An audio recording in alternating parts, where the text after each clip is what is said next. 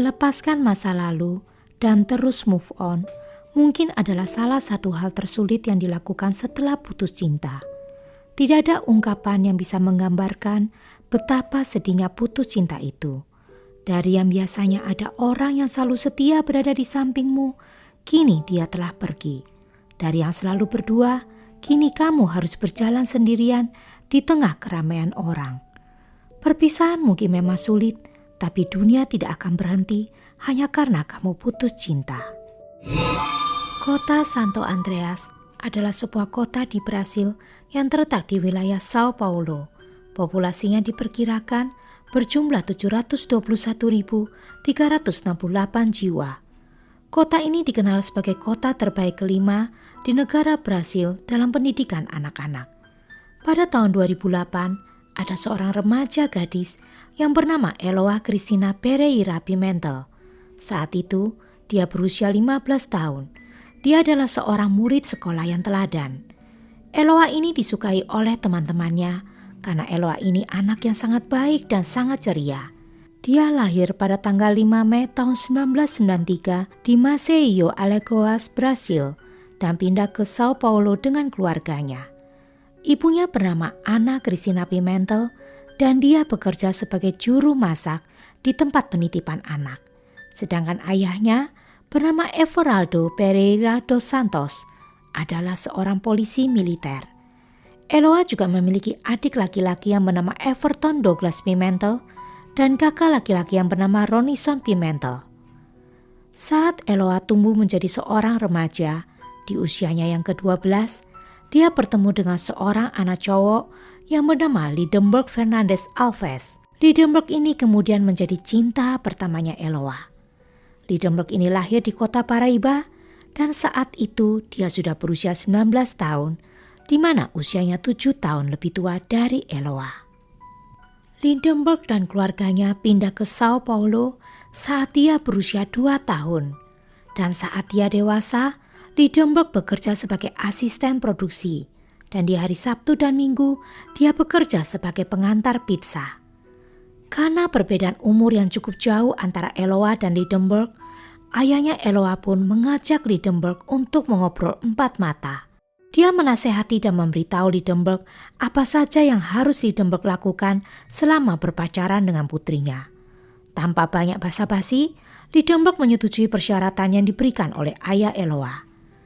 Dan sejak itu, Lidenberg dan Eloa pun berpacaran dan menjalin hubungan dengan baik.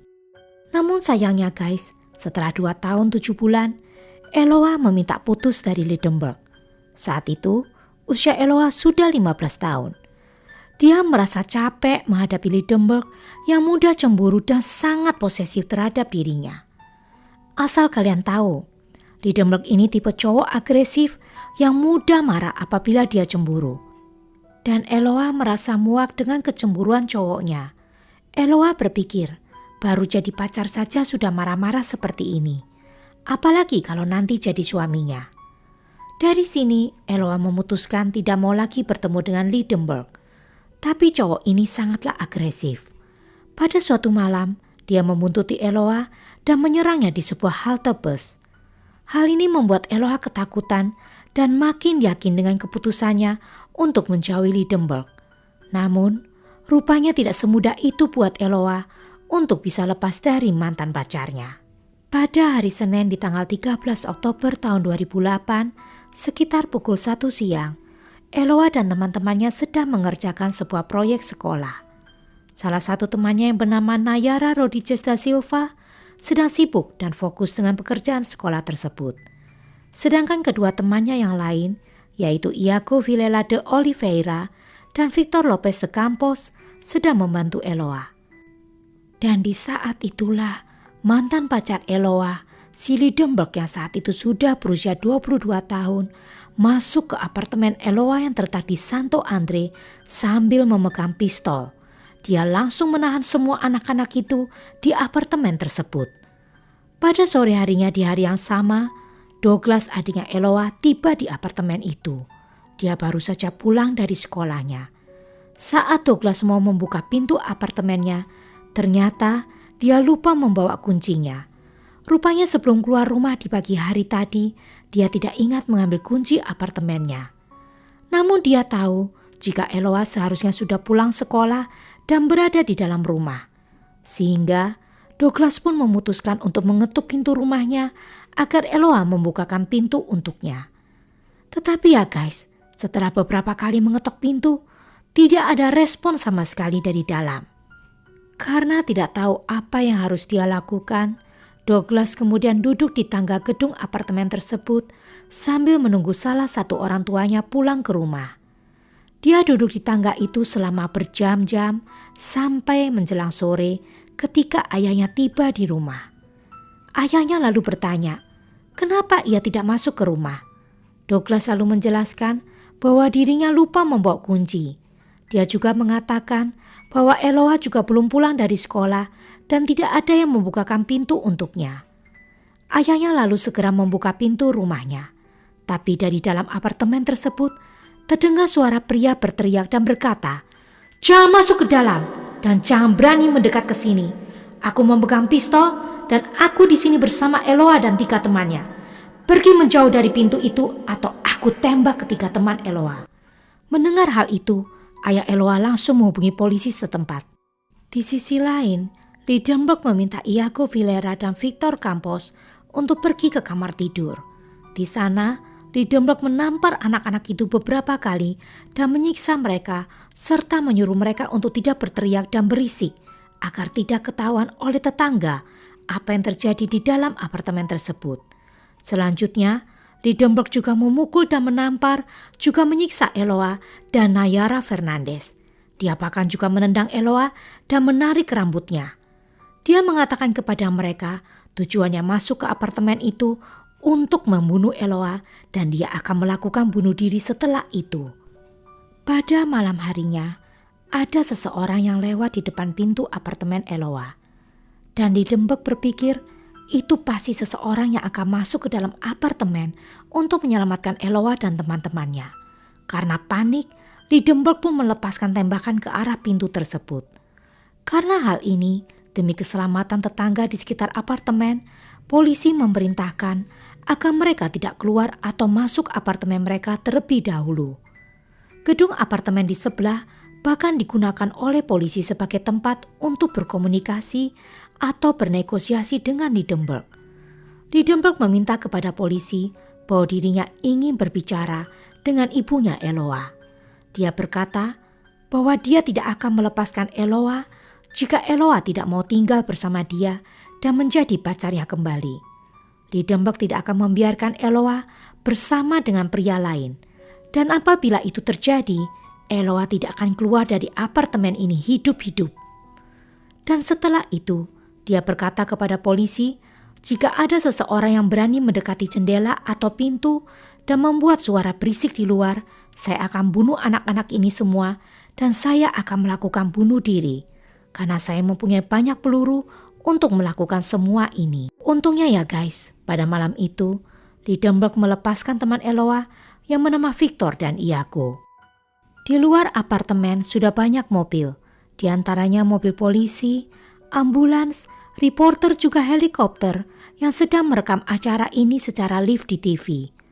Dan karena di dalam apartemen Eloa juga terdapat televisi, makanya Lidenberg bisa tahu apa rencana polisi. Tanpa diduga, sore itu tiba-tiba Lidenberg melepaskan tembakan dari jendela ke arah jalan di mana terdapat banyak rombongan orang yang menonton. Untungnya tidak ada yang terluka akibat insiden tersebut. Polisi lalu berencana untuk menunggu sampai Lidenberg merasa kecapean. Polisi juga memadamkan listrik di apartemen tersebut pada pukul 4 sore. Mereka berharap dengan listrik dipadamkan, Lidenberg akan menyerah.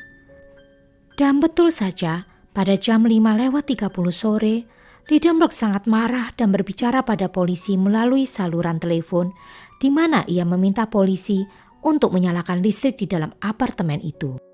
Dan jika polisi tidak menyalakan listrik, dia akan menyiksa Eloa, dia akan menendang, menarik rambut Eloa sampai Eloa menangis kesakitan. Dan dari sambungan telepon itu, polisi bisa mendengar jeritan Eloa yang kesakitan karena disiksa oleh Lidenberg. Akhirnya ya guys, polisi menyalakan kembali listrik di apartemen Eloa pada pukul 10 malam setelah Liebenberg berjanji akan melepaskan Nayara sebagai perjanjiannya. Lalu sekitar jam 11 malam, Nayara pun akhirnya dilepaskan setelah Liebenberg berbicara dengan ayah Nayara melalui saluran telepon. Liebenberg berkata kepada ayah Nayara bahwa dia memberi kesempatan kedua untuk ayahnya Nayara melihat putrinya hidup. Karena sebelumnya, Nayara pernah bercerita kepada Liebenberg jika dia sudah lebih dari setahun tidak pernah melihat ayahnya. Kemungkinan besar Liebenberg melepaskan Nayara karena dia juga tidak memiliki ayah semasa hidupnya. Setelah dibebaskan, Nayara bercerita kepada polisi apa yang terjadi di dalam apartemen itu. Rupanya ya guys, Liebenberg sempat menyita HP Eloa dan di dalam HP itu Liebenberg menemukan teman cowok baru Eloa yang bernama Philippe dan itu membuat Liebenberg sangat marah. Itulah sebabnya Liebenberg membuka jendela pada sore itu lalu melepaskan tembakan keluar jendela. Kasus penyanderaan ini menarik banyak media nasional dalam sejarah di Brasil. Polisi sepertinya tidak menangani kasus ini secara serius dan terlihat sangat lambat karena mereka tidak segera mengambil tindakan. Akhirnya, reporter memutuskan untuk menghubungi dan mewawancarai Eloa melalui saluran telepon. Reporter itu menanyakan apa yang sedang terjadi di dalam sana dan barang apa saja yang mereka butuhkan saat ini. Eloa meminta reporter untuk menyampaikan ke ibu dan ayahnya kalau dia sangat mencintai mereka berdua. Eloa juga bilang bahwa dirinya sangat lapar dan meminta mereka mengirimkan makanan. Rekaman telepon itu hanya berlangsung sekitar 7 menit dan ditayangkan secara live ke seluruh Brasil. Liebenberg pada saat itu sebenarnya merasa ketakutan karena dia sadar dirinya kini menjadi pusat perhatian di seluruh Brasil. Tapi dia masih tidak mau menyerah. Dan karena Liebenberg tidak menginginkan seseorang mendekati pintu, maka mereka menerima makanan melalui tali spray yang dilempar ke sana melalui jendela. Petugas polisi mengikat makanan dan Liebenberg menarik tali tersebut ke dalam apartemen Eloa. Konyolnya ya guys, pada keesokan harinya yaitu di hari Kamis pagi, Nayara yang sudah aman berada di rumahnya dijemput oleh polisi untuk dibawa ke lokasi penculikan Eloa. Dan dia diharapkan bisa membantu polisi untuk bernegosiasi dengan Liebenberg. Bersama dengan polisi dan Douglas adiknya Eloa, Nayara mendekati apartemen Eloa. Douglas menanti di lantai 1 dengan hati berdebar-debar. Sayangnya, setelah Nayara sampai di depan pintu, Liebenberg menodongkan pistolnya ke kepala Eloa dan mengancam akan menembak Eloa apabila Nayara tidak mau masuk ke dalam. Dengan terpaksa dan ketakutan, Nayara pun masuk ke dalam apartemen tersebut dan kembali menjadi sandranya Liebenberg. Gambar rekaman Nayara memasuki apartemen di mana terlihat Eloa ditahan di bawah todongan senjata oleh mantan pacarnya ditampilkan langsung di acara TV pada saat itu. Selama sekitar 100 jam, seluruh warga di negara itu mengikuti drama yang mengerikan ini. Mereka menyaksikan siaran live tersebut di TV mereka. Setelah 100 jam, dari tanggal 13 Oktober 2008 sampai 17 Oktober 2008, seluruh warga Brasil dicekam kecemasan. Pada sore harinya, yaitu hari Jumat, pada tanggal 17 Oktober, Shift TV Globo mengumumkan berakhirnya penculikan 2 remaja tersebut. Reporter Cesar Galvão melaporkan bahwa polisi setelah mendengar tembakan dari dalam apartemen langsung bertindak dengan meledakkan pintu dan memasuki tempat itu. Sayangnya, Eloa dan Nayara terkena tembakan Liebenberg. Eloa ditembak 2 kali di bagian kepala dan selangkangannya, sedangkan Nayara ditembak di bagian wajahnya. Melalui telepon, reporter Karina Panciega yang berada di rumah sakit memberikan informasi terbaru. Kondisi Nayara baik-baik saja, sedangkan kondisi Eloa cukup parah. Tembakan di kepalanya sangat fatal dan mengakibatkan kerusakan otak. Dan dia meninggal pada tanggal 18 Oktober pukul 11:30 malam. Insiden ini ramai diperbincangkan di televisi nasional karena kesalahan yang dilakukan polisi, terutama karena mereka membiarkan Nayara kembali ke apartemen tersebut.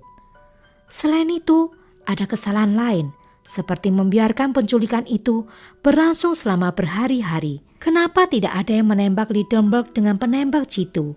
Karena dari kejauhan, Liebenberg sebenarnya masih bisa dijangkau lewat jendela apartemen. Selain itu, banyak juga yang mendebatkan apakah anak-anak itu ditembak setelah polisi menyerbu masuk atau sebelum polisi menyerbu masuk. Menurut laporan polisi, anak-anak itu ditembak sebelum polisi menyerbu masuk. Tapi berdasarkan hasil rekaman, terdengar suara tembakan setelah polisi menyerbu masuk ke dalam apartemen. Hal ini masih diselidiki pada saat itu. Jenazah Eloa dimakamkan di pemakaman Semiterio Santo Andre di Villa Humaita di kota Santo Andre, dan upacara tersebut dihadiri oleh 10.000 orang. Jantung, paru-paru, hati, pankreas, ginjal, dan korneanya disumbangkan untuk kepentingan 7 orang. Emerson Gentil yang berusia 25 tahun menerima pankreas dan ginjal Eloa. Maria Augusta dos Anjos yang berusia 39 tahun menerima hati Eloa. Pengadilan untuk Liebenberg berlangsung selama 4 hari, dari tanggal 13 Februari hingga 16 Februari tahun 2012. Dia dinyatakan bersalah atas 12 kejahatan yang dia lakukan, dan dia divonis selama 98 tahun 10 bulan penjara. Namun hukum di Brasil berbeda dengan negara lain. Walau sesadis apapun kejahatan yang dilakukan pelaku hanya bisa dihukum selama 30 tahun. Pada tanggal 6 Juni tahun 2013, Pengadilan Sao Paulo mengurangi hukuman Liebenberg menjadi 39 tahun dan 3 bulan penjara. Well, rest in peace buat Eloa. Semoga keluarga yang ditinggalkan diberi ketabahan dan kekuatan. Oke, bagaimana menurut kalian mengenai kasus ini? Seperti biasa, aku tunggu jawaban kalian di kolom komen. Sampai ketemu di kisah selanjutnya. Bye!